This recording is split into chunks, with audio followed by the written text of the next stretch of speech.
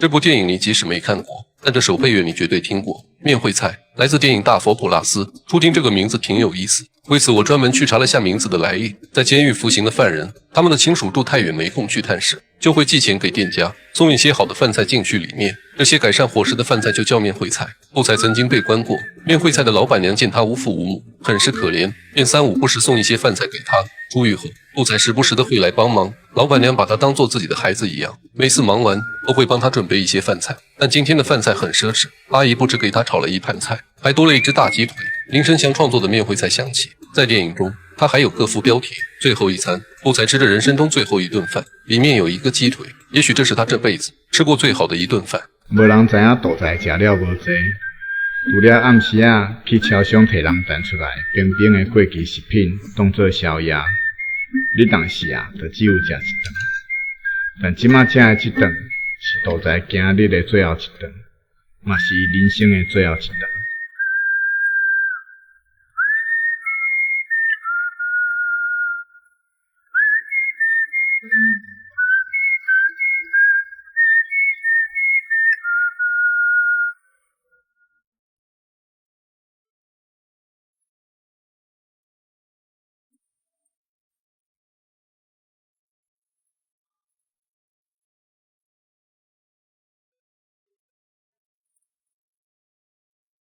镜头缓缓地扫过稻田，详实的画面与悠扬的音乐下，埋藏着无尽的悲哀。杜才就这样结束了自己的人生。警方在他的血液里验出很高的酒精浓度，判断是酒后驾驶导致车祸身亡。但是蔡婆和世家以及附近的村民都知道，杜才是不喝酒的，就算他要喝，也没钱喝到不省人事。但是没人在乎一个拾荒者的真正死因，一个被社会抛弃的人，没有女朋友，没有收入，没有改变生存状态的能力，依靠拾荒为生，夹娃娃来治愈自我。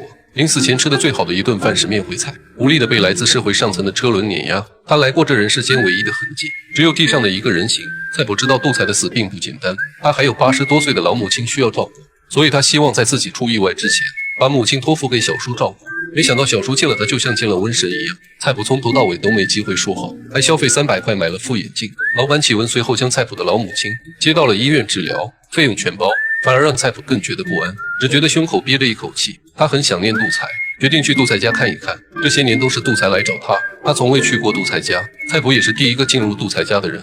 这是一间河边破旧的铁皮房，屋外堆着没卖掉的废品。杜才养了一只鸡，房间内还有一个捡回来的飞碟屋，里面摆满了杜才家回来的娃娃。坐在杜才的飞碟里面，蔡婆在想那个平常只能欺负他的人，现在跑去哪里了？蔡婆发觉，他和杜才虽然是朋友，但他对杜才竟然如此陌生。我想，虽然即马是太空时代，人类早就已经会当坐太空船去月球，但永远无法度去探索别人内心的宇宙。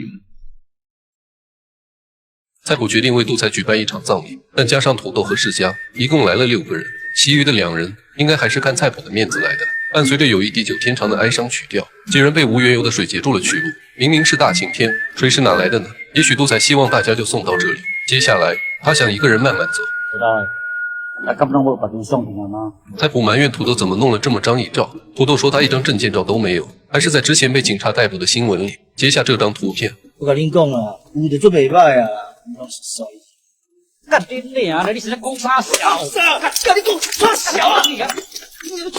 这是全片蔡婆唯一一次生气。杜才不是没人认识，起码自己是他的朋友，这其中也有对自己这种底层人的叹息，可能某天自己也会悄无声息地死去。另一边完成的大佛被送到了护国法会上，路上雷声阵阵，大佛法相庄严，万人朝拜的法会上，每个信徒都虔诚地念着佛经。高僧对着大佛顶礼膜拜时，忽然传来了阵阵撞击声。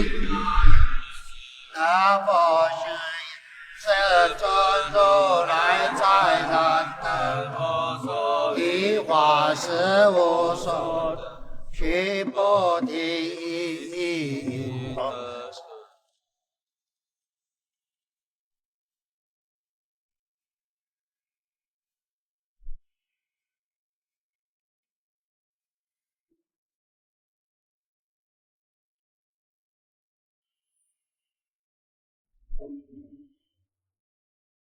全场鸦雀无声，所有人面面相觑，一脸惊愕地看向大佛。是藏在大佛中的叶女士还没死，结局没有明说，但是导演的讽刺意图十分明显。你永远不会知道他人的皮囊之下到底藏着什么样的秘密，就像你不会知道万人朝拜的大佛肚子里有一具死尸，也不会知道一个收垃圾的大叔屋子里摆满了娃娃。影片的结尾有10多秒的黑屏，敲击声不断，谁的眼前是一片漆黑呢？众生来来往往，周而复始，困于私欲与狭隘之中，面佛而不见佛，就像被囚禁在巨大封闭的佛像之中，一念无明。我是不苦，明天见。